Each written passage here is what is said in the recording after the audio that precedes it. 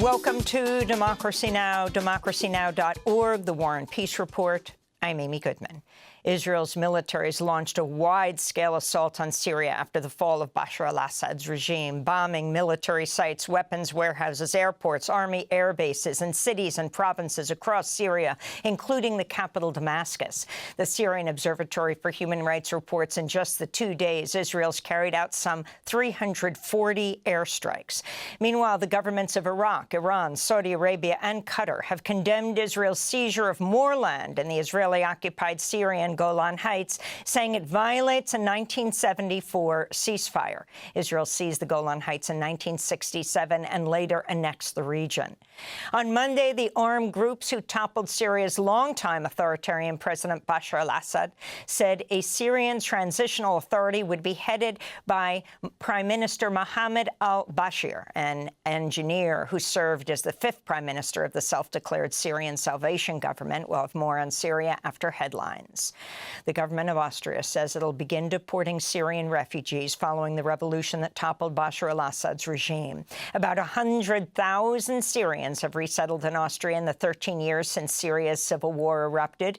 Meanwhile, the governments of Belgium, France, Greece, Germany, and the United Kingdom said they would pause applications for asylum by Syrians. More than 14 million people have fled Syria since 2011. The largest share of refugees, about 3 million, live in Turkey. On Monday, Turkish President Recep Tayyip Erdogan ordered the reopening of 2 border crossings in southern Turkey, where hundreds of refugees queued up to return to Syria. In news from Gaza, multiple massacres carried out by Israeli forces across the war-torn Palestinian territory killed dozens of people since Monday, many of them children. These included an Israeli air attack on a flour distribution line in southern Rafah and strikes on central Gaza's Nuseirat camp. In northern Beit Hanun, separate Israeli strikes killed 25 people belonging to 2 households of the Al-Khalut family, wiping the prominent Gaza family entirely from the civil registry. Israel's also continuing its deadly assault on Gaza's beleaguered hospitals. Dr. Marwan al-Sultan, director of Indonesian Hospital in northern Gaza, called on international actors to help ensure the safety of health facilities after Israeli attacks injured patients and destroyed parts of the hospital. In the occupied West Bank, at least 2 Palestinians were killed in an Israeli airstrike on the city of Tubas on Monday. The victims were 26 and 32 years old. The attack came about a week after Palestinian authorities reported Israeli soldiers besieged the Tubas hospital, assaulting and arresting medical staff and patients. Meanwhile, the Israeli army detained at least 16 Palestinians during raids across the occupied West Bank Monday. Israeli forces have arrested over 12,000 Palestinians in the West Bank since last October. This all comes as the Israeli human rights group B'Tselem has released a new report detailing the gruesome abuse by Palestinians by Israeli soldiers in the city of Hebron. B'Tselem documented the testimony of over 20 Palestinians, one as young as 14, who described being beaten, sexually assaulted, and in one case even being stabbed by Israeli soldiers. We'll have more on this report later in the broadcast. Israeli Prime Minister Benjamin Netanyahu returned to a courtroom in Jerusalem today to face multiple charges of corruption, fraud, breach of the public trust, and bribery. All 3 trials have been postponed on multiple occasions, first due to the COVID-19 pandemic and later as Netanyahu led Israel's devastating assault on Gaza. In one case, Netanyahu is accused of enacting regulatory decisions worth hundreds of millions of dollars to the owner of an online news site in exchange for a promise to drop negative stories about Netanyahu. In another case, Netanyahu is accused of accepting champagne, cigars, and other gifts from 2 wealthy businessmen in exchange for political favors. Ukraine says Russian artillery fire killed a 91-year-old woman in the village in the eastern Donetsk region on Monday in an attack that wounded 4 others. Separately, 1 man was reportedly killed and 7 others wounded in Russian attacks on the southern Kherson region.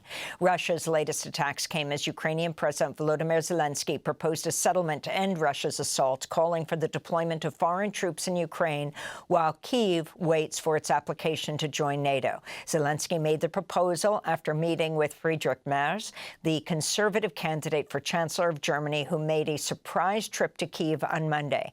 After talks with Zelensky, Merz said that if elected to lead Germany, he would seek to send long-range cruise missiles to Ukraine. Auch die meiner Bundestagsfraktion. We want your army to be capable of hitting military bases in Russia, not the civilian population, not infrastructure, but the military targets from which your country is being attacked. And I said it a few weeks ago in the German parliament. With these range limits, we are forcing your country to fight with one hand tied behind your back. This is not our position. Here in the United States, authorities in Pennsylvania have arrested and charged a 26-year-old white man with murder over the fatal shooting of the United Healthcare CEO in Manhattan last week. Luigi Mangione was apprehended at a McDonald's in Altoona, Pennsylvania, Monday after an employee called in a tip. Police found what they believe is a ghost gun and silencer, likely made with a 3D printer. Ghost guns are self-assembled with kits purchased online and do not carry serial numbers. Authorities also found a handwritten manifesto which reads, quote, "These parasites had it coming. I do apologize for any strife and trauma, but it had to be done," unquote. The manifesto also states he was working alone and condemned corporations that, quote, "continue to abuse our country for immense profit because the American public has allowed them to get away with it," unquote. Mangione is from a prominent Baltimore family, but appears to have withdrawn from his friends and family around 6 months ago. He suffered from a severe, debilitating back injury and has undergone surgery for his condition. He went to the Gilman School in Baltimore, an elite private school, and then to the University of Pennsylvania for undergrad and a graduate degree in engineering. Meanwhile, in New York, advocates have highlighted the stark contrast in the response to the shooting of United Healthcare CEO Brian Thompson and another fatal attack that took place one day later on a Manhattan street.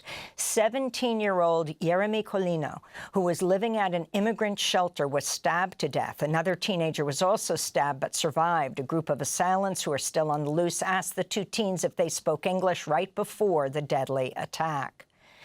A New York jury on Monday acquitted subway vigilante Danielle Penny in the chokehold death of street performer Jordan Neely on a Manhattan subway train last May, finding Penny not guilty of criminally negligent homicide. 30-year-old Neely, a beloved Michael Jackson impersonator, was unhoused and hungry, crying out for help on the subway when Penny, a white former U.S. Marine, attacked him, pinned him down on a subway train by the neck for 6 minutes.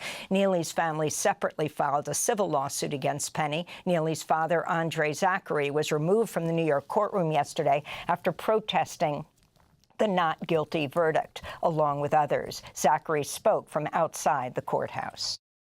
I miss my son. My son didn't have to go through this. I didn't have to go through this either. It hurts. Really, really hurts. What are we gonna do, people? What's gonna happen to us now? I had enough of this. The system is rigged. Come on, people. Let's do something about this. And Nikki Giovanni, one of the most celebrated poets in the United States, has died of cancer at the age of 81. Giovanni was dubbed the Princess of Black Poetry after she published her first collection of poems, Black Feeling, Black Talk, in 1968. She went on to publish more than 30 books, including a memoir that was a finalist for the National Book Award and a children's picture book titled Rosa, about the civil rights legend Rosa Parks. Nikki Giovanni was a distinguished professor of English at Virginia Tech University, where in the fall of 2005, she removed a student from her introductory creative writing course and reported his disturbing behavior to her department head. That student would go on to kill 32 people and wound 17 others in a campus shooting at Virginia Tech, after which Giovanni became a fierce advocate for gun control. Democracy Now! Went to Virginia Tech to interview Nikki Giovanni, and then in 2013, Giovanni joined us in our Democracy Now! Studio here in New York, where she shared some of her poems. Poetry is as necessary to life as salt is to stew, as garlic is to pasta, as perfume is to summer nights, as shaving lotion is to mornings, as your smile is to my happiness. Poetry is as significant to life as yeast is to bread, as butter is to toast, as grapes are to wine, as sugar is to lemons. How else will we get lemonade? Poetry is to me your voice, your touch, your laughter, that feeling at the end of the day that I am not alone. Nikki Giovanni has died at the age of 81 of cancer. To see our interviews with her, go to democracynow.org. And those are some of the headlines. This is Democracy Now!, democracynow.org, the War and Peace Report. I'm Amy Goodman.